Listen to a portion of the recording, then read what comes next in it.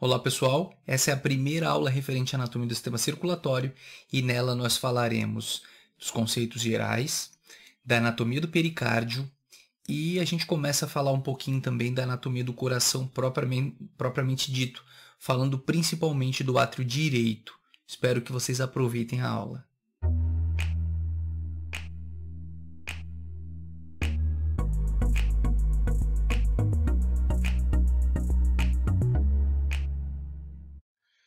Bom, em relação aos conceitos gerais do sistema circulatório. O sistema circulatório ele vai ser constituído pelo coração.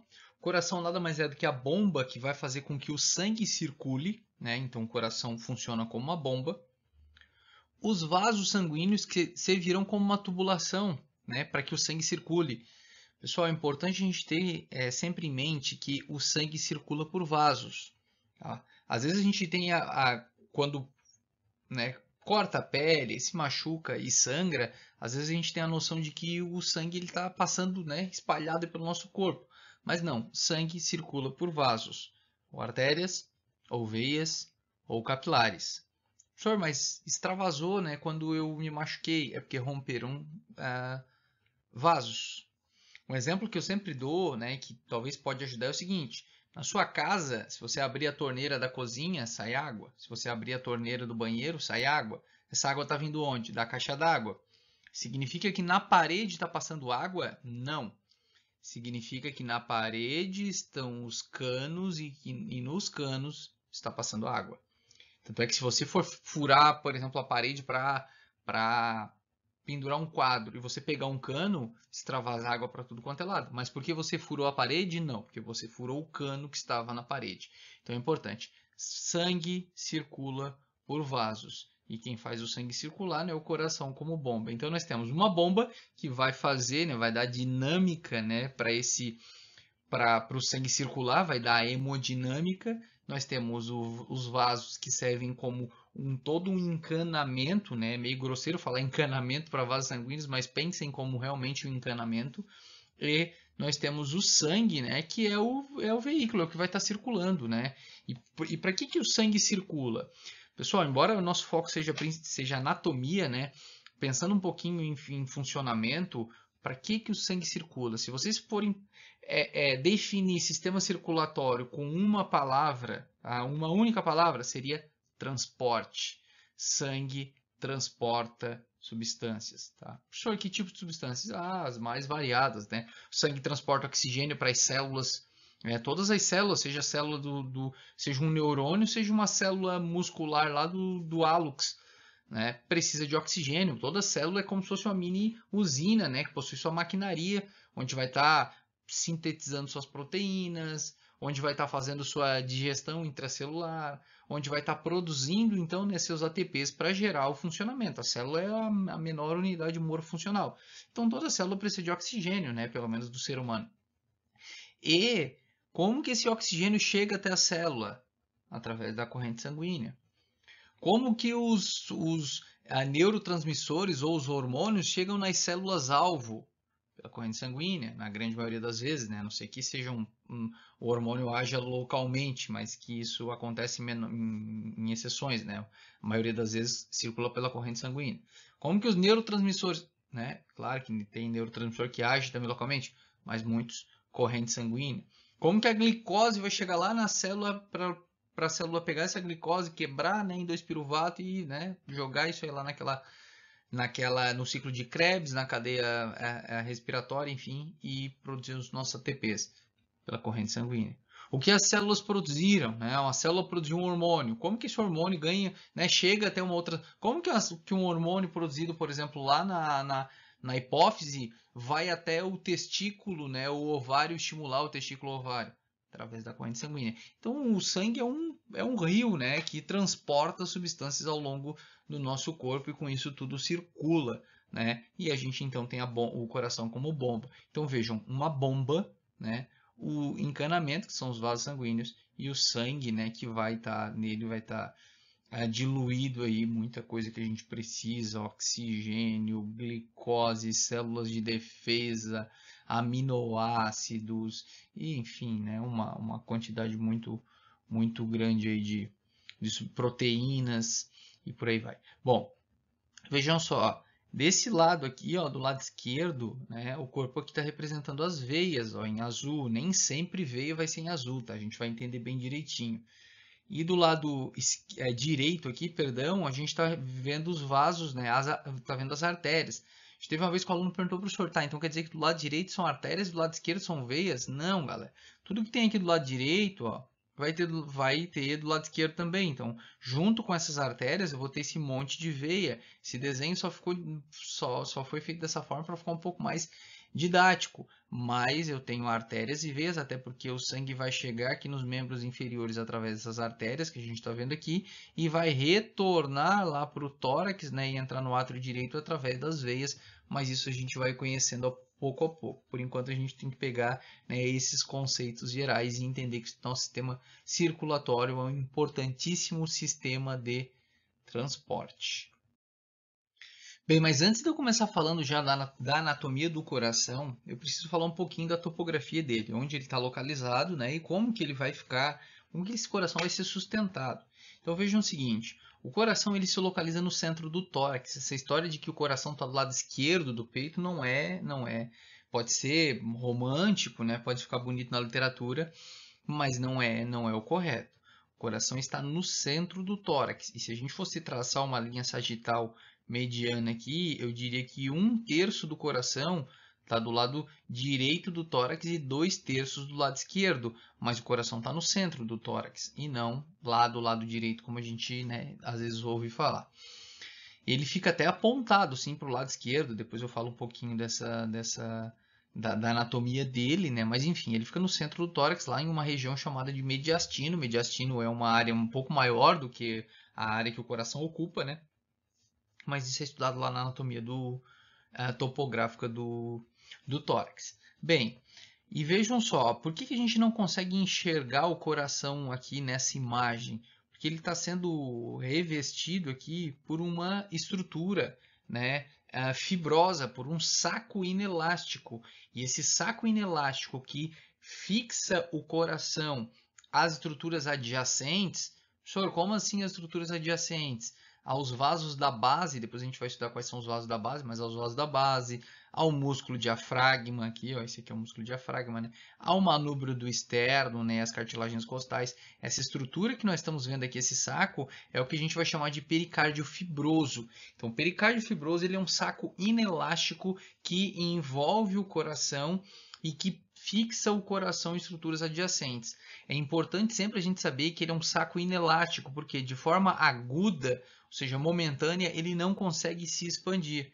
Então, se eu tiver um acúmulo de líquido fora do coração, mas dentro desse saco pericárdico, o coração vai sendo comprimido por esse líquido que está fora dele, mas dentro do saco, e ele acaba parando. A gente chama isso de tamponamento cardíaco, vocês já vão entender um pouco melhor.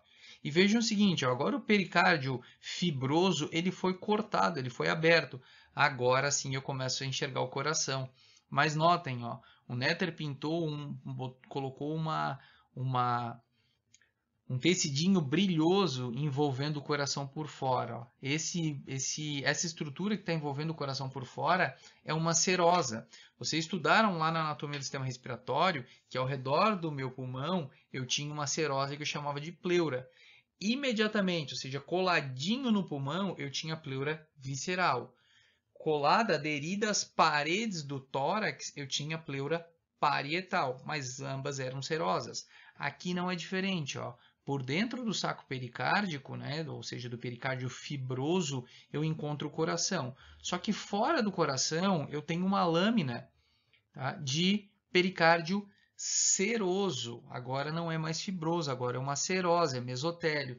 Então eu vou chamar de lâmina visceral do pericárdio seroso. Por quê? Porque está aderida à víscera, ao coração. E ó, aderido ao pericárdio fibroso, mas por dentro dele, ó, eu encontro, ó, aqui está o pericárdio fibroso, né, por fora, por dentro, ó, a lâmina parietal do pericárdio seroso. Professor, ainda não entendi. Então vamos olhar essa imagem aqui que está desde o comecinho, né, desse slide, ela já está aqui presente. Vejam só, eu tenho um coração aqui, né, vejam um miocárdio aqui, então eu tenho um coração. Notem que ao redor dele aqui eu tenho um saco fibroso, que está sendo representado em verde aqui, ó, que é o pericárdio fibroso. Notem que coladinho ao pericárdio fibroso, ó, só que por dentro dele eu encontro, ó, a lâmina parietal do pericárdio seroso, ó, essa lâmina azulzinha que está coladinha no pericárdio fibroso. E essa lâmina vem, ó, lá nos vasos da base, perdão, ela se reflete e ela retorna envolvendo o coração, ó, por fora, e aí nós vamos chamar essa estrutura de lâmina visceral do pericárdio seroso. E essa lâmina visceral do pericárdio seroso, ela também vai ser conhecida como a camada externa do coração, e a gente pode chamar de epicárdio, mas depois, mais para frente, eu vou ter um slidezinho para falar disso para vocês. Mas então, ó, são sinônimos, eu posso chamar tanto de lâmina visceral do pericárdio seroso, quanto de epicárdio. Vale lembrar que entre a lâmina parietal do pericárdio seroso, ou seja, essa que está fora aqui, ó, grudada, aderida ao pericárdio fibroso, e a lâmina visceral, eu tenho uma cavidade que eu vou chamar de cavidade pericárdica ou espaço pericárdico. Há uma produção de líquido muito pequena ali, que vai ajudar a lubrificar essas duas lâminas, né? E com isso o coração ele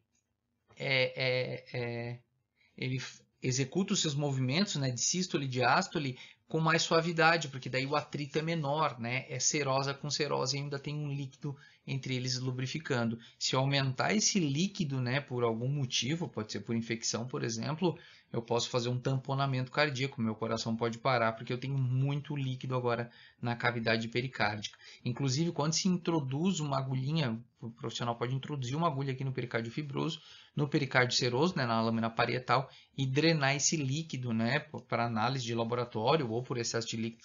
Esse procedimento é conhecido como pericardiocentese. E vale lembrar mais uma coisa, o pericárdio, agora eu voltei para o pericárdio fibroso, tá? Esse pericárdio fibroso que mantém, né, fixa o coração, né, esse saco inelástico que fixa esse coração, as estruturas adjacentes, ele mantém o coração em posição anatômica, porque o coração está se contraindo, dentro dele está solto, só que o saco está preso. Então, ele mantém o coração em posição anatômica, porque ele se fixa nas estruturas que estão ao seu redor, né? E o coração fica solto dentro dele, mas esse saco está preso. E ele também limita a dilatação do coração. O coração ele se dilata até um ponto, né? E depois ali ele se contrai, né? Para gerar aí a ejeção de sangue, né? Lá pelos ventrículos. Senhor, mas e nos casos, né, de cardiomegalia, em que o coração aumenta de tamanho, esse pericárdio fibroso também não aumenta? Aumenta, mas a gente tem que entender que a gente está falando daí de uma doença crônica, né, de um problema que se instala e que leva tempo, né, não é algo que aconteceu em 20 minutos, em meia hora, em uma hora, né, o paciente desenvolveu uma cardiomegalia, né, não, isso não é assim, né, isso acontece em doenças crônicas, né? Mas o nosso foco não é estar falando, né? O nosso foco é simplesmente falar da anatomia do coração. Eu dou uma pinceladinha aqui, outra lá, mas nosso foco é sempre a anatomia. A constituição do coração. Bom, estou fazendo aqui um corte longitudinal do coração e agora vocês observam ele aberto, né? Dessa forma. Professor, por que a gente não estuda primeiro a anatomia externa desse coração, né? Antes eu falava primeiro da anatomia externa, das margens, das faces. Só que o que acontece?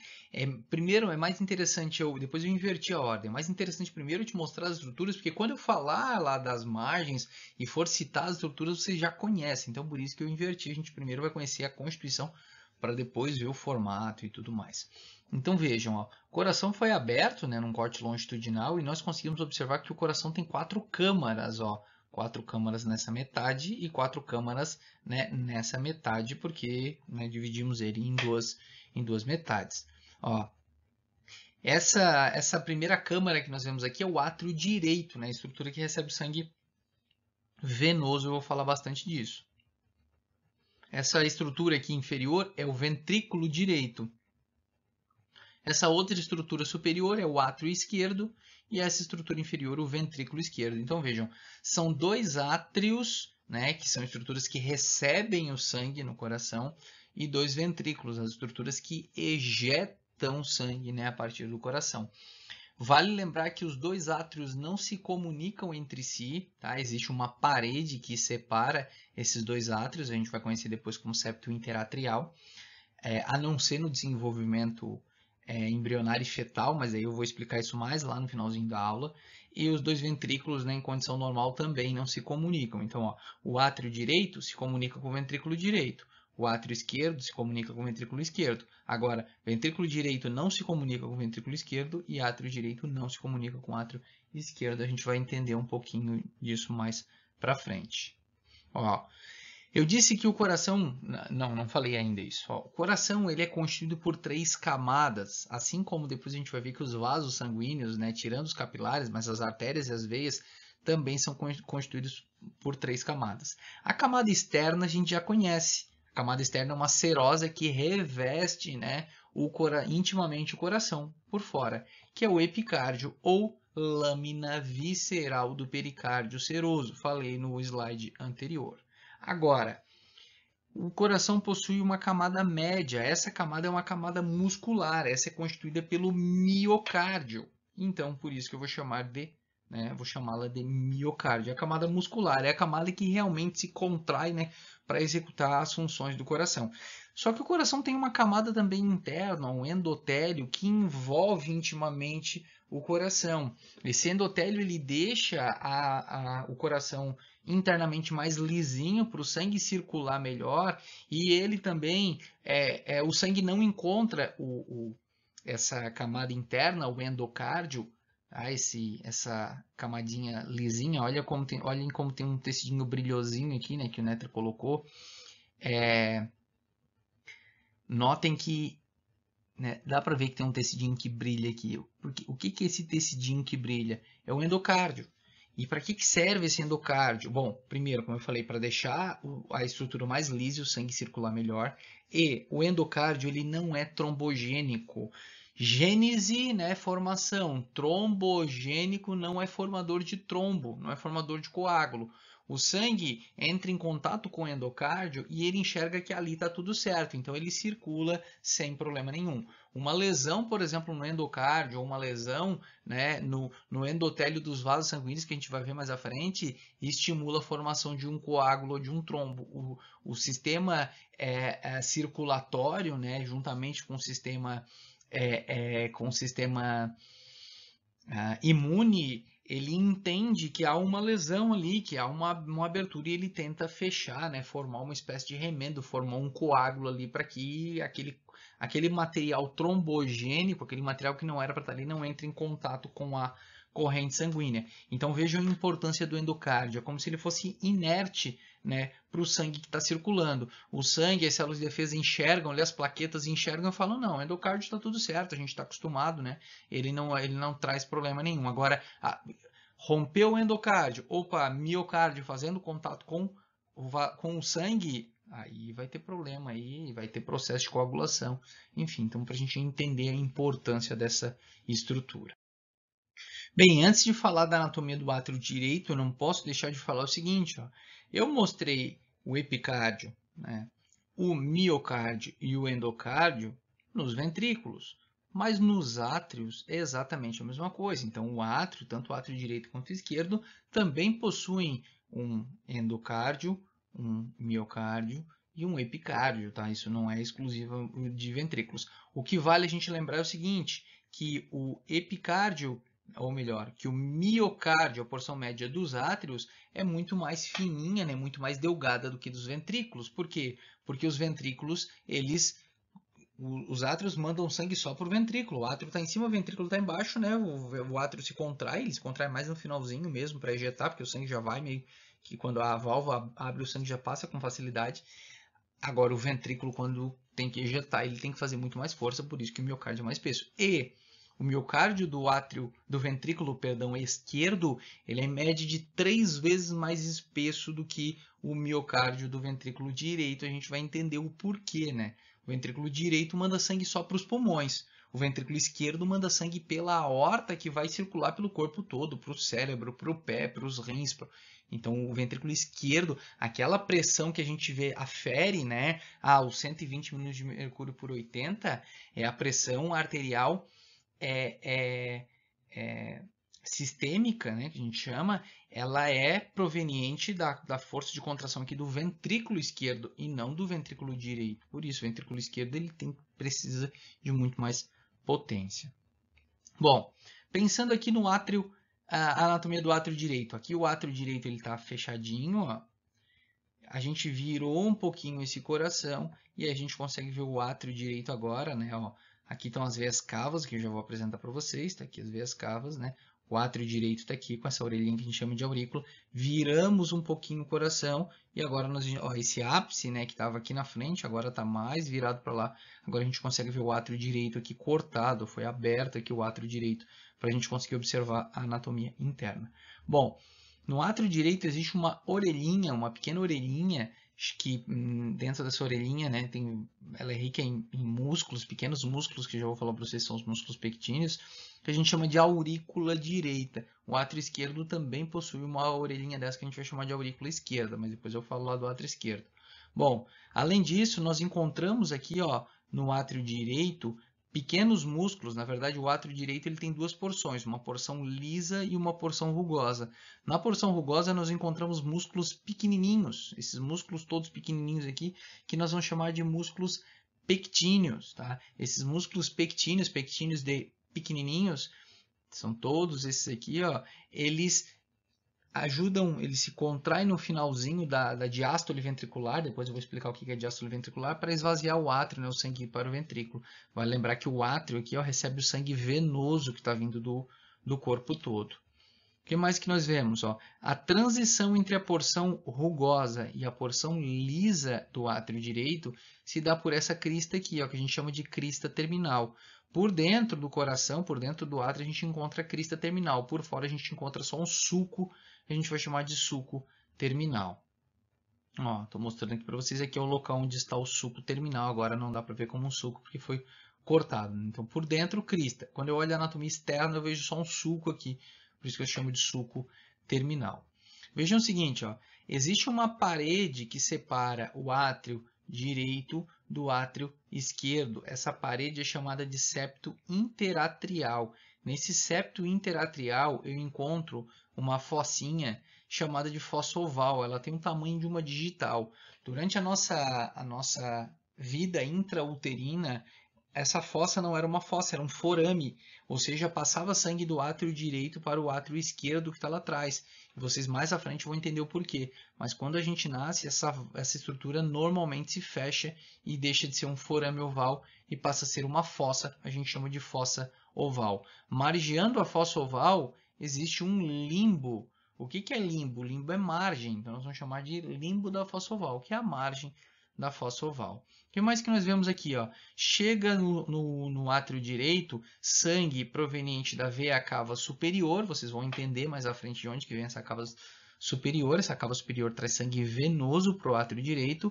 Sangue da veia cava inferior, que vai trazer...